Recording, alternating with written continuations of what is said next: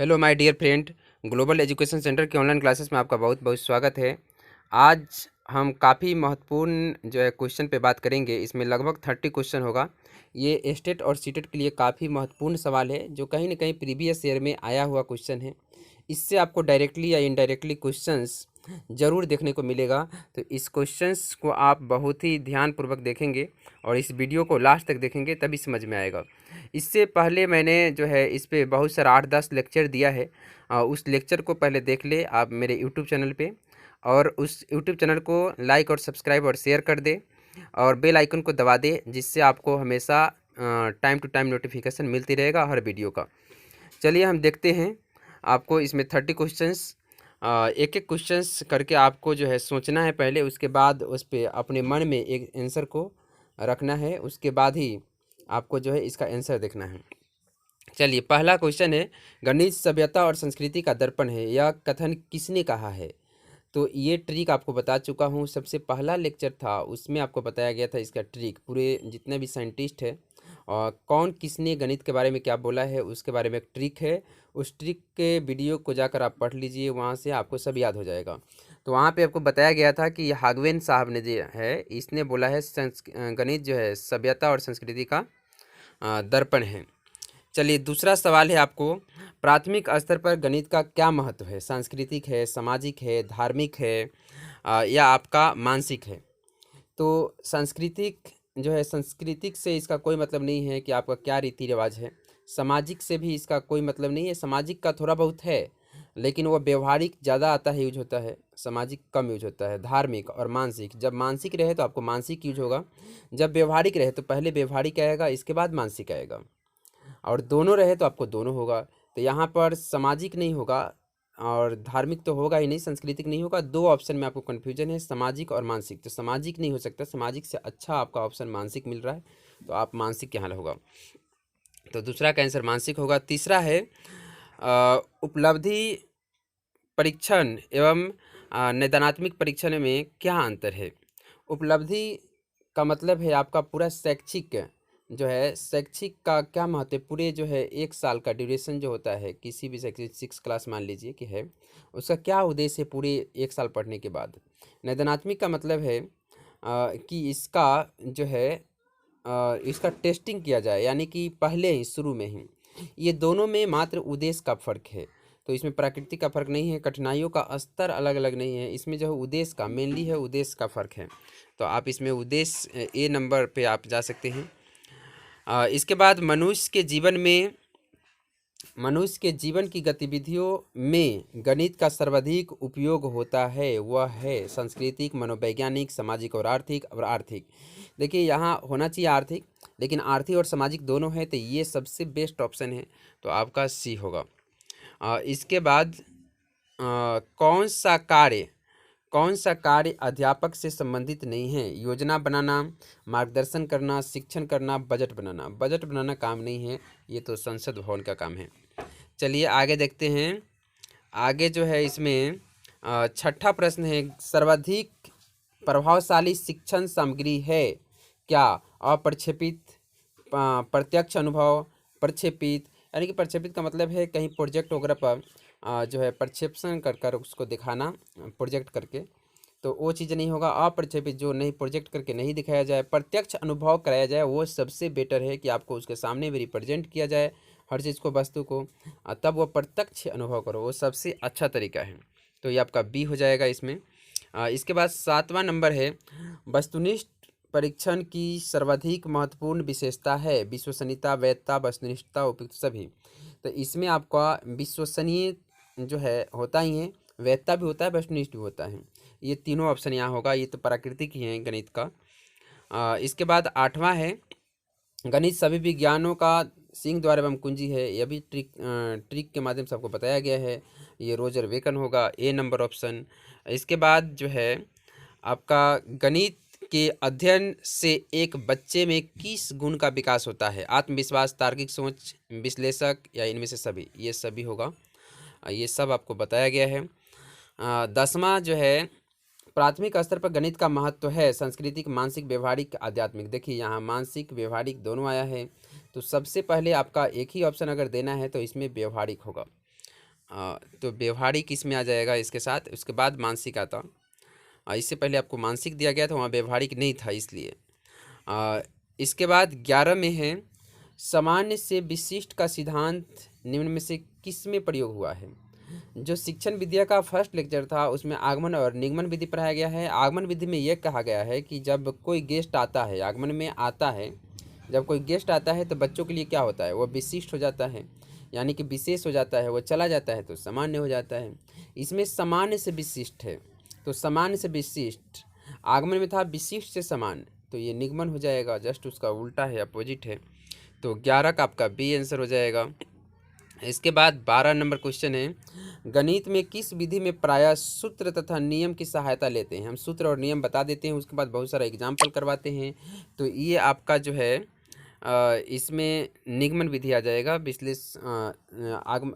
आगमन का उल्टा है निगमन, तो इसमें निगमन आ जाएगा।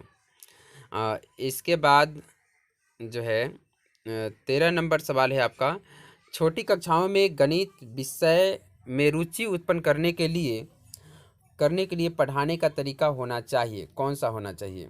तो आप बता सकते हैं कौन सा होना चाहिए, मनोरंजक खेल विधि या रटने का विधि, निगमन विधि, आगमन विधि। तो आपका सबसे बेस्ट ऑप्शन है मनोरंजन एवं खेल विधि। तो चलिए आगे चलते हैं। 14 में आप देखिए, निम्न में से किसमें गणित विषय का प्रयोग स्पष्ट रूप से नहीं हो रहा है। तो इसमें आप जा सकते हैं साइकिल चलाना, लाभ हानि, सब्जियों खरीदना, ये सब नहीं होगा, लेकिन साइकिल चलाने में इसका कोई उपयोग नहीं है, तो आपका यहाँ होगा साइकिल चलाना। चलिए, तो इसके बाद जो है गणित एक विद्यार्थी गणित विषय में कई बार अनुत्तीर्ण हो जाता है, या जानने के लिए गणित के किसी विशेष शाखा में कमज़ोर है, वह कैसे जांचेंगे आप, कौन सी विधि से। तो लेखन विधि है, मौखिक विधि है, निदानात्मक, उपचारात्मक। देखिए निदानात्मक और उपचारात्मक एक चैप्टर भी पढ़ना है। निदानात्मक में टेस्टिंग होता है पहले बच्चों को, तो वो टेस्ट किया जाता है, उसमें कौन सी सेक्शन में वो कमज़ोर है वो देखा जाता है। तो आपका यहाँ जो आएगा ऑप्शन नंबर आएगा सी। चलिए आगे चलते हैं। आपका क्वेश्चन नंबर जो है 16 है। तो 16 में आप देख सकते हैं, छात्र गणितीय गणना में गति प्राप्त कर सकता है, कैसे, वो अभ्यास करके कर सकता है। तो यहाँ पर जो आपका ऑप्शन आएगा ऑप्शन नंबर डी, अभ्यास करके आ सकता है। इसके बाद जो है आर्यभट्ट का समाज में योगदान बालक जान रहा है या किस उद्देश्य की पूर्ति कर रहा है। देखिए जब रुचि रहेगा तभी वो जान पाएगा। अभिवृत्ति का मतलब नहीं वो बार बार प्रैक्टिस नहीं करेगा। अवबोध का मतलब है यहाँ डिफरेंस करना, जब दो वस्तु में डिफरेंस बच्चा जब करने लगता है उसको प्रॉपर्टी के बेसिस पे, तो अवबोध कहलाता है। तो यहाँ ये होगा। तो यहाँ पर जो आपका ऑप्शन आएगा वो आएगा अभिरुचि, सी। इसके बाद मनुष्य की जीवन की गतिविधियों में गणित की सर्वाधिक उपयोगी होता है, सांस्कृतिक, मनोवैज्ञानिक, सामाजिक, आर्थिक। तो कौन सी होता है, आप खुद सोच के बता सकते हैं कि गणित की सर्वाधिक उपयोगी होता है कहाँ पे, आर्थिक में। तो ये आपका यहाँ पर जो ऑप्शन आ जाएगा ऑप्शन नंबर डी। तो ये आपका ऑप्शन नंबर डी हो जाएगा। चलिए आगे चलते हैं। इसके बाद सम और विषम संख्याओं को बालक सारणीबद्ध कर रहा है, वह किस उद्देश्य की प्राप्ति कर रहा है। जब सारणीबद्ध करेगा तो किस उद्देश्य की प्राप्ति करना है, मतलब कैटेगराइज करेगा अलग अलग, यानी कि सम संख्या को अलग रखेगा, विषम संख्या के अलग रखेगा, तब वह क्या कर रहा है, ज्ञान का उपयोग कर रहा है, कौशल कर रहा है, अवबोध हो रहा है, व्यक्तित्व का विकास कर रहा है। इसमें जो आपका ऑप्शन आएगा कौशल का, इसमें जो है कौशल का, जो कि अवबोध से पहले आता है कौशल। तो इसमें जब अवधारणाएं जानने लगता है तो कौशल का विकास होता है। तो चलिए इसमें आपका आएगा कौशल, यानी कि बी और नंबर ऑप्शन। अगला है गणित विषय के लिए पुरातन स्रोत के रूप में कौन सा ग्रंथ उपयोगी होगा। तो इसमें जो आपका आएगा ये आएगा आपका ऋग्वेद। तो यहाँ पे आएगा आपका ऋग्वेद, तो यहाँ पे ऋग्वेद हो जाएगा। चलिए अगला, माध्यमिक स्तर पर अंकगणित शिक्षण की विधि है प्रायोगिक विधि, विश्लेषण एवं संश्लेषण, आगमन एवं निगमन, उपयुक्त सभी। तो माध्यमिक स्तर पर जो यूज होता है वो आपका हो जाएगा यहाँ पे आगमन और निगमन विधि आपका यहाँ पे हो जाएगा। तो यहाँ पे होगा आगमन और निगमन विधि। इसके बाद जो है हासिल या हाथ लगा दोनों एक ही बात है। ये आपका गणित में सर्वप्रथम देने वाला कौन से थे, कौन से वैज्ञानिक थे, ये आपको याद करना पड़ेगा। ये आपको फैक्ट पे आधारित है। तो ये आपका जो होगा यहाँ पे श्रीधर आएगा ऑप्शन। तो यहाँ पे आएगा आपका श्रीधर ऑप्शन। चलिए 23 नंबर सवाल में है, छात्र वृत्त और गोला की तुलना कर सकता है, वह किस उद्देश्य की पूर्ति करता है। पहले ही बता चुका हूँ कि डिफरेंस जब कर लेता है तो अवोध होता है यहाँ पे। इसके बाद 24 नंबर में, एक अध्यापक गणित शिक्षण में अवरोही क्रम का अनुसरण कर रहा है, वह किस विधि से प्रेरित है।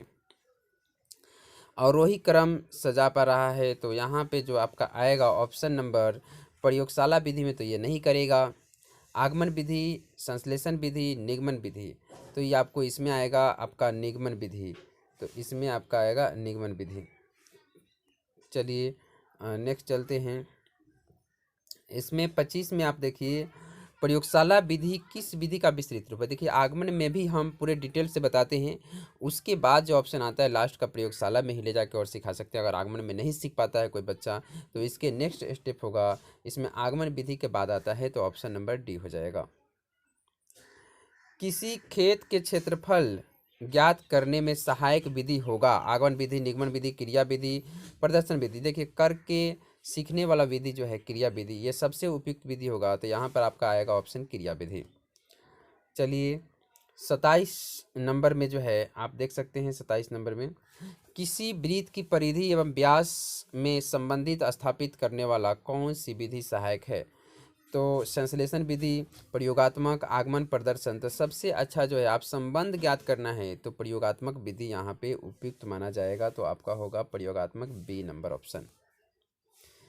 इसके बाद जो है 28 नंबर में, गणित विषय की पाठ्य पुस्तक किस विधि पर आधारित होकर लिखी जाती है। तो ये आपका जो होगा संश्लेषण, प्रयोगात्मक, आगमन, प्रदर्शन। ये प्रदर्शन करके तो नहीं दिखा सकते, आगमन में पूरे डिटेल से समझा जाता है, यानी कि संश्लेषण विधि पे आधारित है ये पाठ्य पुस्तक जो है। तो आपका आ जाएगा फर्स्ट नंबर ऑप्शन आपका आएगा। इसमें इकाई उपागम किस शिक्षाविद ने दिया है। ये एचिसन ने, रॉबर्ट बुश ने, एलन ने, मॉरिशस ने। तो ये आपका याद रखिए मॉरिसन ने दिया है, तो यहाँ से याद रख सकते हैं आप। इसके बाद ये आपको, ये पहले से भी आप जानते होंगे, नेत्रहीन विद्यार्थियों के लिए ब्रेल लिपि का प्रतिपादन किसने किया है। तो ब्रेल से ही याद रखिए आप, ऐसे ब्रेल सब में ही हैं, तो लुई ब्रेल ने दिया है। यहाँ से ये आपको पहले से भी याद होगा, लुई ब्रेल ने दिया है। चलिए आपको लास्ट तक देखने के लिए बहुत बहुत धन्यवाद। इसका पीडीएफ लेने के लिए मेरा व्हाट्सएप नंबर आप ज्वाइन कर सकते हैं, वहाँ से आप पीडीएफ ले सकते हैं। और इस वीडियो को अच्छा लगा है तो लाइक, सब्सक्राइब और शेयर ज़रूर करें, और बेल आइकन के दबाना ना भूलें। Thank you so much.